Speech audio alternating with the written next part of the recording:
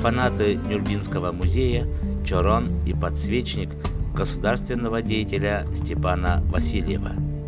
В экспозиции Нюрнбергского музея выставлены поистине уникальные экспонаты – якутский чорон и подсвечник, принадлежавшие государственному, общественному, политическому деятелю Степану Васильеву, великому сыну Нюрнбергской земли, внесшему неоценимый вклад в образование, становление государственности молодой Якутской республики, столетний юбилей которой мы отмечаем в 2022 году.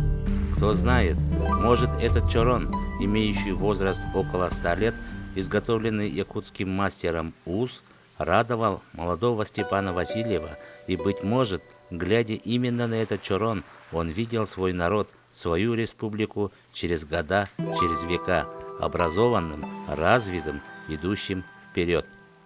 Может, при свете слабой свечи, стоящим на этом подсвечнике, писал свои труды руководитель тяжелой и цветной металлургии СССР Степан Васильев, мечтая о том, какое счастливое время наступит в далеком будущем, когда в наших домах будут ярко гореть лампы в тысячи свечей, о том, как широкие дороги будут ярко освещены.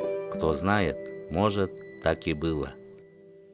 А сегодня мы имеем возможность в Нюрнбергском музее визуально прикоснуться к истории.